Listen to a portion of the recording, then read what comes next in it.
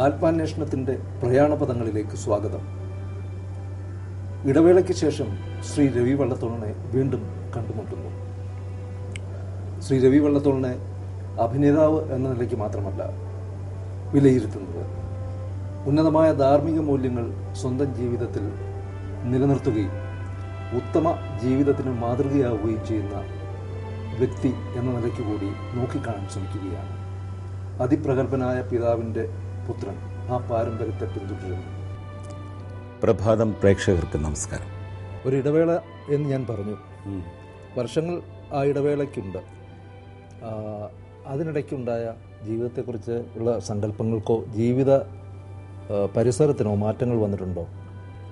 താമസിക്കുന്ന പരിസരത്തിന് മാറ്റമില്ല. പക്ഷേ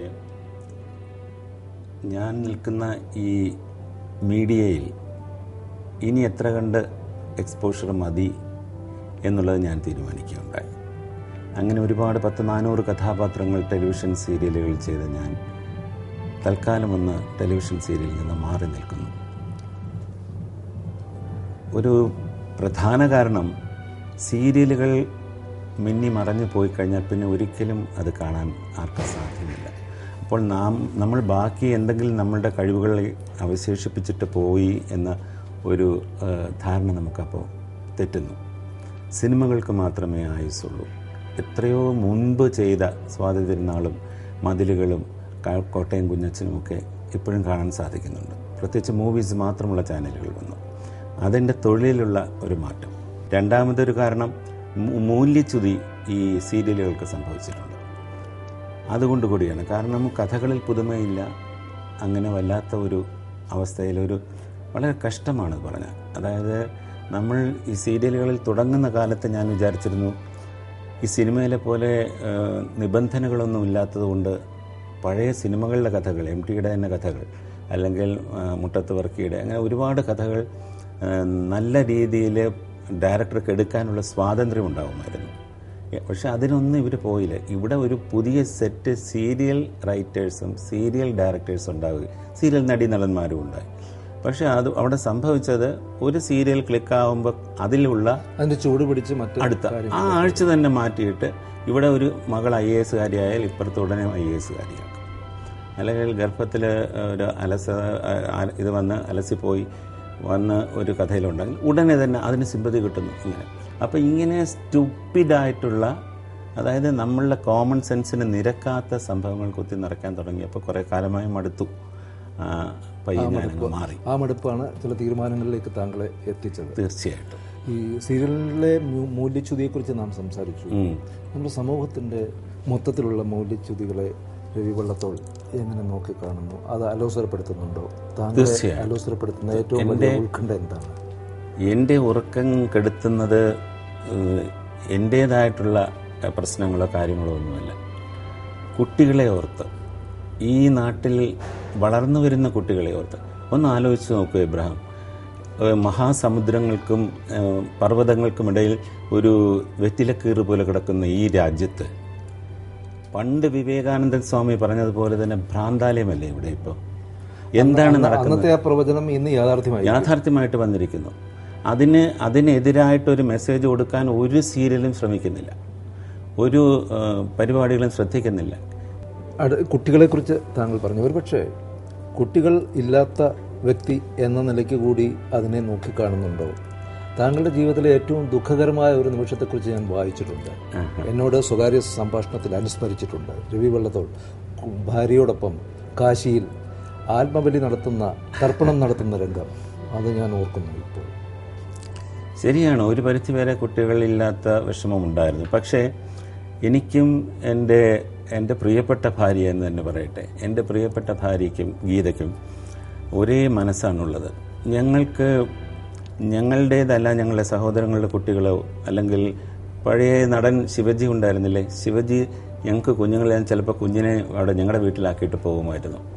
ആരെയും നമുക്ക് ആ സ്ഥാനത്ത് കാണാനോ സ്നേഹിക്കാനോ യാതൊരു ബുദ്ധിമുട്ടുമില്ല. പക്ഷെ അല്ലെങ്കിൽ ഒരു കുഞ്ഞിനെ ദത്തെടുക്കാമായിരുന്നു. പക്ഷെ ഗീത അതിലും നോവൽറ്റിയുള്ള അതായത് നോബിളായിട്ടുള്ള ഒരു തീരുമാനമാണ് എന്നോട് പറഞ്ഞത്. നമുക്ക് നമ്മുടെ സഹായം അർഹിക്കുന്ന വേറെ ഒരുപാട് സുഖമില്ലാത്ത കുട്ടികളുണ്ട്, മാനസിക വൈകല്യം, റിട്ടാർഡഡ് ചിൽഡ്രനുണ്ട്. അവരെ നോക്കാം. അങ്ങനെയാണ് ഞങ്ങൾ തണൽ എന്ന് പറഞ്ഞ സ്കൂൾ തുടങ്ങുകയും അതിന്ന് 14 വർഷമായി. ഇപ്പോഴത്തെ വൈകല്യമുള്ള കുഞ്ഞുങ്ങളാണ് മാനസിക, നമ്മൾ ഇപ്പോൾ അവരെ അങ്ങനെ പറഞ്ഞുകൂടാ. നമ്മളുടെ പൊതു സമൂഹം പറയുന്ന ആ പ്രയോഗമേ പാടില്ല.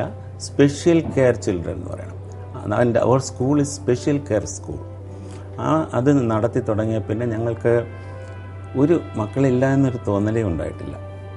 അതോടൊപ്പം തന്നെ താങ്കൾ വലിയ എഴുത്തുകാരൻ്റെ, ആ കാലത്തെ ഏറ്റവും പ്രമുഖനായ എഴുത്തുകാരൻ ടി.എൻ. ഗോപിനാഥൻ നായരുടെ മകൻ എന്നുള്ള നിലയ്ക്ക് ഇന്നത്തെ നാടക മേഖല അല്ലെങ്കിൽ ഇന്നത്തെ സാംസ്കാരിക രംഗം, എഴുത്തുകാർ, താങ്കളുടെ വീട് ഒന്നാംകിട എഴുത്തുകാരുടെ ഒരു കേന്ദ്രമായിരുന്നു.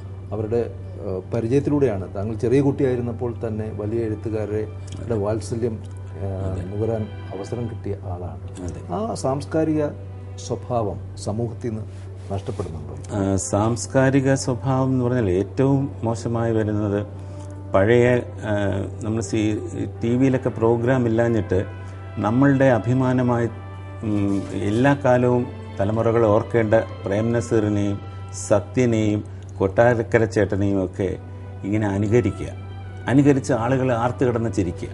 ഇപ്പോഴത്തെ യങ് നടന്മാരും ഇരുന്ന് ഫ്രണ്ട് റോയിലിരുന്ന് ഇത് ആർത്ത് കണ്ട് ചിരിക്കുക. ഇതൊരു മഹാപാപമല്ലേ? ഇത് എവിടെയെങ്കിലും ഏതെങ്കിലും ലോകരാജ്യങ്ങളിൽ നടക്കുന്നുണ്ടോ?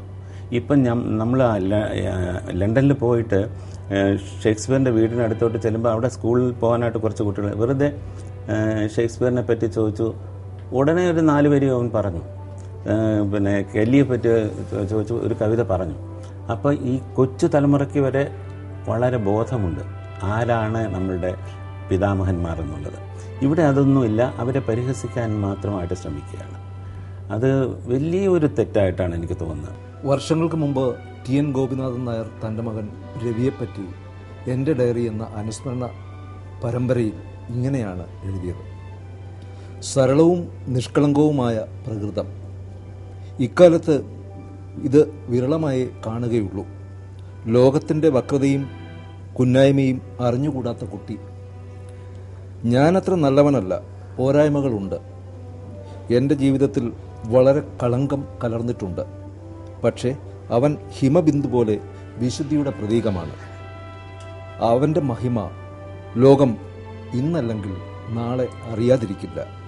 അവൻ അരികിൽ നിന്ന് അകലെപ്പോയത് ഒരു കണക്കിന് ഉചിതമായി. പോയാലല്ലേ വരവ് കാത്തിരിക്കാൻ കഴിയും. ഈ അച്ഛൻ്റെ പ്രവചനം, ഒരുപക്ഷെ സ്നേഹാധിക്യം കൊണ്ടുള്ള ആ പ്രവചനം യാഥാർത്ഥ്യമാക്കാൻ താങ്കൾ പരിശ്രമിച്ചിട്ടുണ്ടോ? തീർച്ചയായും. കാരണം അച്ഛൻ അതൊക്കെ എഴുതാൻ ഉണ്ടായ കാരണം, എനിക്കൊരു 19 വയസ്സുള്ളപ്പോൾ എൻ്റെ അമ്മ മരിച്ചു. അച്ഛന് ഒരു മുണ്ടോ ജുബിയോ അലമാരിയിൽ നിന്ന് എടുത്തിടാൻ അറിഞ്ഞുകൂടാ. അല്ല, അമ്മ വന്ന് മിനി എന്ന് വിളിച്ചുകൊണ്ടിരിക്കും. ആ മരണം വല്ലാത്ത ആഘാതമായിരുന്നു അച്ഛന്. പിന്നീട് അത് എങ്ങനെ കുറച്ചെങ്കിലും കുറഞ്ഞത് അച്ഛൻ അമ്മയെക്കുറിച്ച് എൻ്റെ മിനി എന്നൊരു പുസ്തകം എഴുതി. അജി ശങ്കരക്കുറുപ്പ് അതിനെ ടി.എൻ. വാക്കുകൾ കൊണ്ടുണ്ടാക്കിയ താജ്മഹൽ എന്നാണ് വിശേഷിപ്പിച്ചത്. പിന്നീട് അച്ഛൻ വളരെ അഗമ്യമായിട്ടുള്ള ഈശ്വര വിശ്വാസത്തിൻ്റെ പേരിൽ അച്ഛൻ ശാന്തനായി, ഞങ്ങൾക്ക് തണലായി. പക്ഷേ അച്ഛൻ പലതും അമ്മ ചെയ്തിരുന്ന കാര്യങ്ങൾ ഇങ്ങനെ എന്നെ ഓർമ്മിപ്പിക്കുമായിരുന്നു. അപ്പോൾ അമ്മ അടുക്കളയിൽ നിൽക്കുമ്പോൾ ഞാൻ കുറേയൊക്കെ പണ്ട് സഹായിക്കുമായിരുന്നു, കഷ്ണം അരിഞ്ഞു കൊടുക്കാനൊക്കെ. അപ്പോൾ അച്ഛൻ ഒരു ദിവസം ചോദിച്ചു, മിനി ഉണ്ടാക്കുന്ന വെജിറ്റബിൾ പുലാവ് നിനക്ക് ഉണ്ടാക്കാൻ അറിയാമോ മോനെ? ഞാൻ ഉണ്ടാക്കി കൊടുത്തു. അങ്ങനെ പലതും അച്ഛൻ പിന്നീട് ചോദിക്കുക. അങ്ങനെ അച്ഛനെ ഒരു കുട്ടിയെപ്പോലെയാണ് നോക്കിയിരുന്നത്. പിന്നെ എൻ്റെ 2 സഹോദരങ്ങളും. അപ്പോൾ അച്ഛൻ അവസാനം ഈ കുഞ്ഞുങ്ങളെ കല്യാണം കഴിഞ്ഞ് പോകുമ്പോൾ അച്ഛൻ പറഞ്ഞു, ഞാൻ മക്കളെ ഒന്നും അറിഞ്ഞിട്ടില്ല, ഒരു നല്ല കാര്യം ചെയ്യുമ്പോഴും എന്നെ ഓർക്കണമെന്നില്ല, പക്ഷേ ഇവൻ്റെ പാദങ്ങൾ നമസ്കരിച്ചിട്ടേ പോകാവൂന്ന് അച്ഛൻ പറഞ്ഞു. അവരെന്നും അങ്ങനെ തന്നെയാണ്. അവരെന്നെ സ്വന്തം അച്ഛനെ പോലെയാണ് കരുതുന്നത്. അപ്പോൾ ഇത്രയും നന്മകൾ മാത്രമേ പറഞ്ഞു തന്നിട്ടുള്ളൂ. ജീവിത പരിശുദ്ധി നിലനിർത്താൻ ശ്രമിക്കുന്ന ഒരു വ്യക്തി എന്നുള്ള നിലയ്ക്ക് സമൂഹവും താങ്കളുടെ പ്രവർത്തന മേഖലയും അത് ഉൾക്കൊള്ളുന്നില്ലേ, അംഗീകരിക്കുന്നില്ല? അതെ, തിരിച്ചു കിട്ടും. തീർച്ചയായിട്ടും. ഇത് നമ്മൾ ഇംഗ്ലീഷിലുള്ള സെയിങ് വളരെ ശരിയാണ്. For every action there is a reaction. If your action നന്മയാണെങ്കിൽ തീർച്ചയായിട്ടും അത് തന്നെ. ഞാൻ അഭിമാനത്തോടെ ഞാൻ പറയണം, എത്ര ക്രൗഡുകളിൽ ചെന്നാണ് തിയേറ്ററിൽ നിന്ന് പടം വിട്ട് ഇറങ്ങി ഒരു വൃത്തികെട്ട കമൻറ്റ് എന്നെക്കുറിച്ച് ഒരു കുട്ടികളും പറഞ്ഞിട്ടില്ല, പ്രായമുള്ളവരും പറഞ്ഞിട്ടില്ല, അല്ലെങ്കിൽ കള്ളു കുടിച്ചിട്ട് സിനിമ കാണാൻ വന്നവർ പോലും പറഞ്ഞിട്ടില്ല. അതെന്തുകൊണ്ടെന്ന് വെച്ചാൽ ഈ പറയുന്ന കാര്യം തന്നെ, നമ്മൾ എങ്ങനെ ഒരു കാര്യത്തെ കാണാം. അച്ഛൻ എനിക്ക് പറഞ്ഞു തന്ന്, നിൻ്റെ മോഹങ്ങളുടെ വട്ടം വെളിയിലോട്ട് വരയ്ക്കരുതെന്നാണ്. അങ്ങനെയാണെങ്കിൽ ഇതിന് അന്തമില്ലാതെ പോകും, നമ്മൾ എപ്പോഴും ഡിപ്രസ്ഡായി പോകും. ആ മോഹങ്ങളൊന്നും എല്ലാം സാധിക്കണമെന്നില്ല. എന്നാൽ അകത്തോട്ട് വരച്ചാൽ അതൊരു മുട്ടുസൂചി കുത്തിൽ അവസാനിക്കും. ഈ മോഹങ്ങളുടെ വട്ടം വിസ്തൃതമായിരുന്നോ ചെറിയ പ്രായത്തിൽ? ആണല്ലോ. നമ്മൾക്ക് ഈ ഇപ്പോൾ സീരിയലിൽ അഭിനയിച്ച് തുടങ്ങിയ കുറേ ആകുമ്പോൾ പത്രക്കാർ വന്ന് ഇൻ്റർവ്യൂ ചെയ്യുന്ന എല്ലാ കേരളത്തിലെ പത്രങ്ങളും എന്നെ പ്രൊമോട്ട് ചെയ്തിട്ടുണ്ട്. അവർ ചോദിക്കുന്നത് സിനിമയിലേക്കുള്ള ഒരു പടിക്കെട്ടായിട്ടല്ലേ സീരിയലിനെ കാണുന്നുള്ളൂ, സിനിമയിൽ വന്നാലല്ലേ ലോകപ്രസിദ്ധനാവുള്ളൂ. എനിക്കങ്ങനെ ഇല്ലായിരുന്നു, എനിക്ക് ഒട്ടുമില്ലായിരുന്നു. ഞാൻ അന്നത്തെ കാലത്തെ സീരിയലുകളിൽ വളരെ സംതൃപ്തനായിരുന്നു. ഞാൻ ഒരുപാട് നല്ല വർക്കുകൾ, എല്ലാ സാഹിത്യവും MTയുടെ, ബഷീറിൻ്റെ, തകഴിയുടെ, കമലാദാസിൻ്റെ എല്ലാവരുടെയും ഞാൻ ചെയ്തിട്ടുണ്ട്. മറ്റേ മലയാറ്റൂർ രാമകൃഷ്ണൻ സ്വന്തമായിട്ട് എഴുതിയ ഡോക്ടർ വേഴാമ്പൽ അദ്ദേഹം തന്നെ സംവിധാനം ചെയ്തു. അപ്പോൾ ഞാനായിരുന്നു നായകൻ. അപ്പോൾ ഈ ഭാഗ്യമൊക്കെ എനിക്ക് കിട്ടിയിട്ടുണ്ട്. അല്ലെങ്കിൽ ഗോപിച്ചേട്ടൻ്റെ മാനല്ലേ വലിയ കാര്യമാണ് എല്ലാവർക്കും.